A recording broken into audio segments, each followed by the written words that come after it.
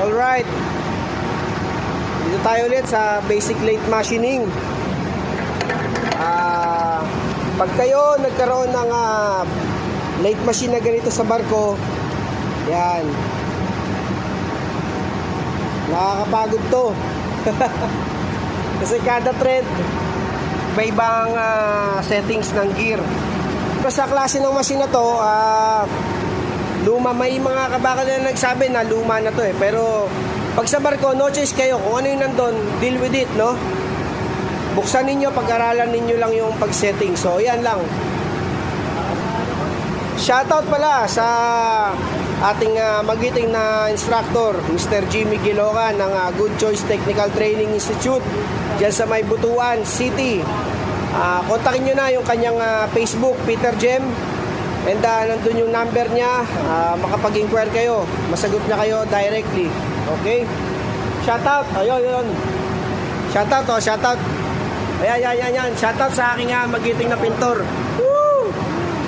Represent Pagadian. Yun. Yan, may mintura ngayon ng toolboard kasi luma na yung toolboard. At nakakagutom yung kulay na nagustuhan nila. Ube. Pero hindi ube halaya. Bagatas. Ayun. Shoutout Pedrong Kuyakoy TV. Saludo idol. Tol Makinista TV, shoutout. Pitch Vlog, shoutout sa iyo. Kabakal. So ayan. Kailangan natin ng 1.25 metric. Yan. Mm. Yan, mm. 1.25. So, ang setting, letter F, 3. Yan. Then, sundan natin yung chart. Letter E, number 1. So, yun. Naka number 1 na tayo. Ang gear setting, 45, 120, 40, 120. Ito yung explanation sa mga gear na tinuturo ko. A, B, C, D. Okay? A, B, C, and D na gear setting. Nandun yan sa loob. Check natin. Ayan. Ayan mga bakal. May set na natin. 80, 90, 53, 120. Yan na natin yung 45 na second gear at yung 4th gear na 126. Okay. Sasara natin.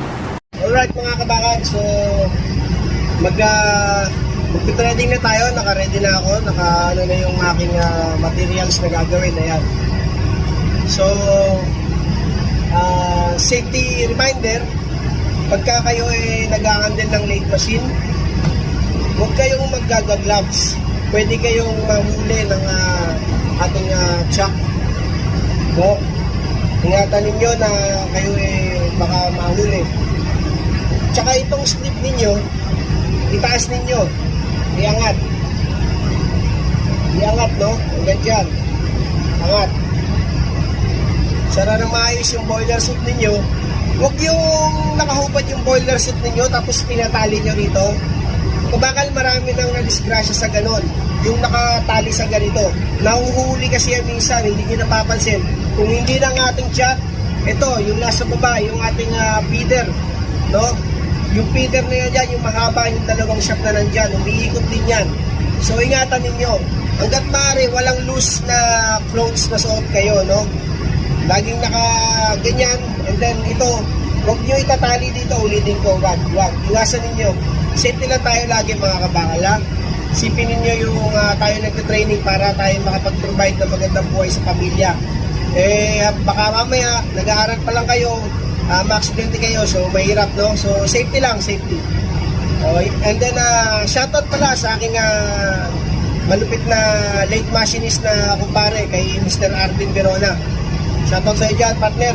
Pare, ingat. Sunod ako dyan. So, yun. Demo ako ngayon.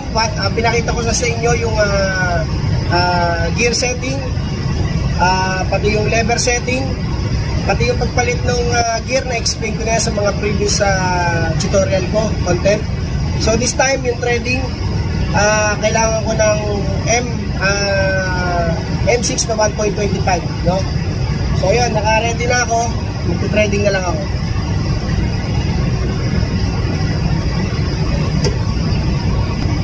So, yun.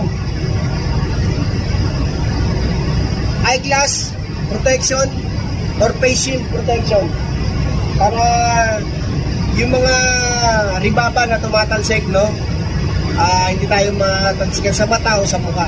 Mainit din kasi yan. Pwede tayong magkaroon ng burn or wounds dyan. Okay? Keep safe.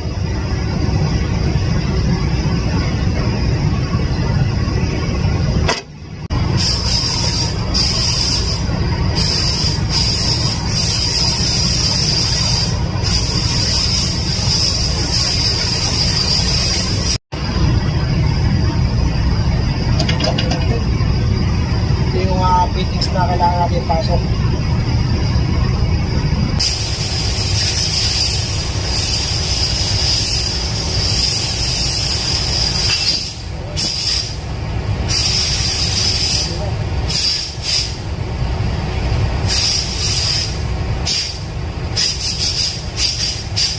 Mga bakal, sabi lang.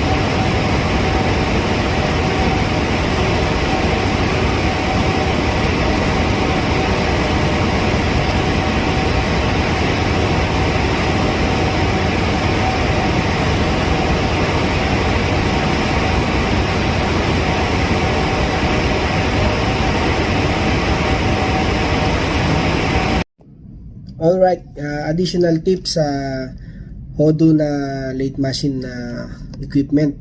So pagka nagte-trading kayo using yung Hodu, huwag nyo nang baguhin, huwag nyo nang galawin yung lever nya pagka na-engage nyo na pag nagte-trade na kayo. Reverse forward na lang kayo.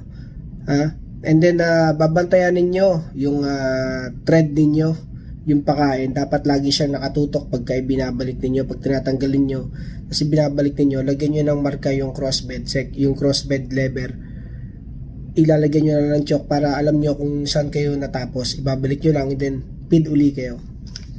So yun lang, kailangan alerto lang lagi, no?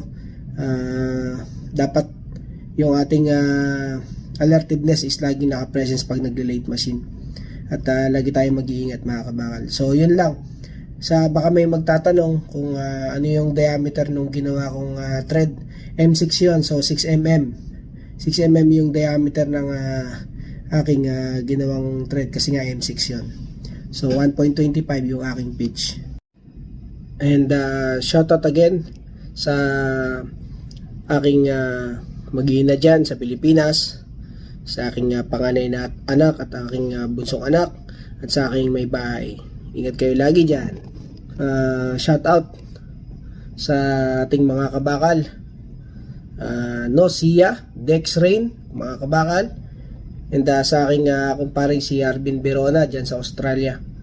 So keep safe lagi dyan. Shout out kay Sir Jimmy Geloka ng Good Choice Technical Training Institute dyan sa may Butuan City. Hanapin nyo yung Peter Jem, siya yon sa Facebook, and you can contact him. So yun lang, keep safe lagi at keep safe mga kabakal.